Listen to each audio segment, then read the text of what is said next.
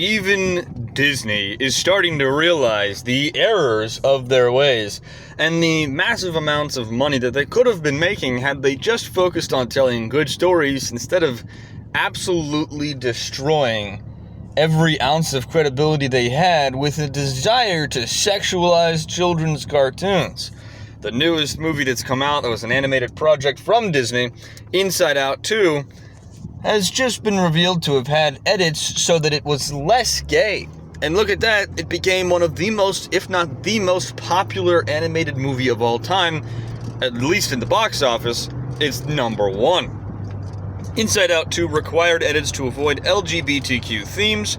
The edits included making the main character Riley appear less gay, as well as putting special care into making the relationship between Riley and Val seem as platonic as possible. A source describes it as just doing a lot of extra work to make sure that no one would potentially see them as not straight, via IGN. And of course, you know, even this screenshot here, there's going to be a bunch of wackos on the internet who are going to look at a minor in a animated children's cartoon and say that minor totally wants to have sex with that other minor. We should absolutely parade around the idea that she's secretly gay so that we can feel like we're being seen, when in reality, we're just trying to groom young people. Moving on, I'm going to go ahead and show you the IGN article that's talking about this. I'm not sure how long it's going to take me to finish this, so bear with me.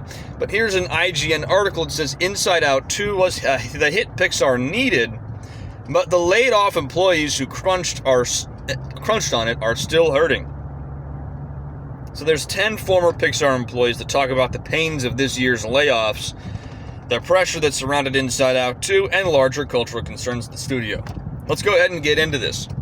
From the outside, Pixar's narrative is a clear story of redemption. After an undeniably tough few years, battered by COVID-19 theater shutdowns, 2 Hollywood strikes, and a couple of box office disappointments, the studio needed a win, and that win was Inside Out 2.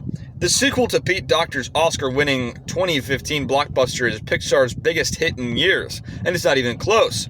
Inside Out 2 isn't just Pixar's highest-grossing film, it's the highest-grossing animated movie of all time, sitting at a jaw-dropping $1.6 billion at the worldwide box office. It's a stunning turn of events when considering the studio's aforementioned recent struggles, and who doesn't love a redemption story? But for many, the workers behind Inside Out 2, its record-shattering success is more than a little bittersweet. The studio began layoffs affecting 175 workers, or 14% of its staff, in May, and not only from a bonus for Inside Out 2's success, some are also recovering from what several sources described as unprecedented crunch surrounding Inside Out 2.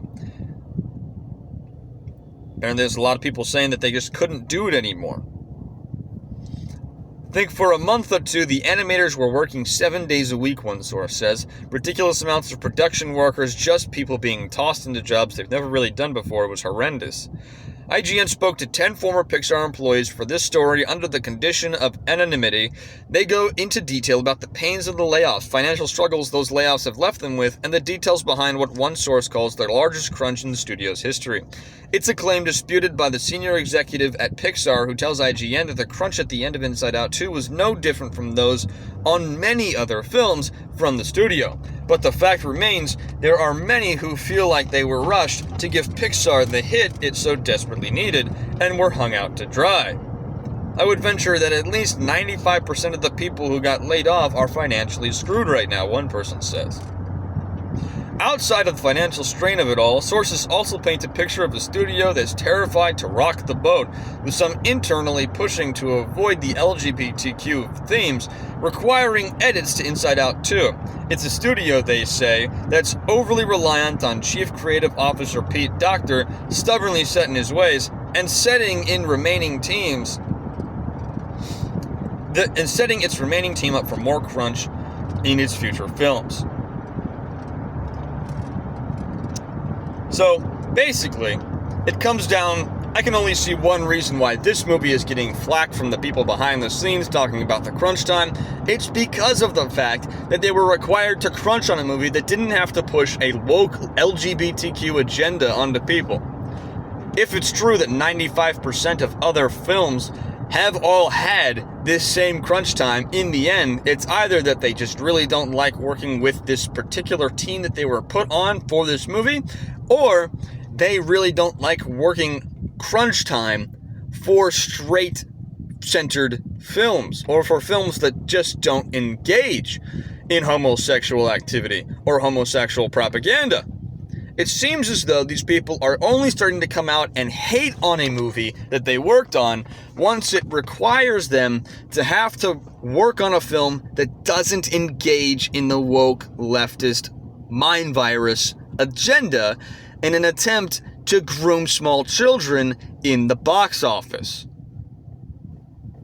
And yet again, this is the most successful animated movie of all time, coming in at around $1.6 billion, almost cracking 2. It was a couple $100 million away, and they are somehow finding a way to find fault with it because of the fact that it didn't allow them to groom children at the box office. This is evil personified, people. It's never going to go away fully, but we can be glad at least that this one film strayed away from attempting to push a woke mind virus onto the young minds that are watching these films. I hope you guys enjoyed this video. Let me know your comments down below, and I hope you have a great day and a great rest of the week.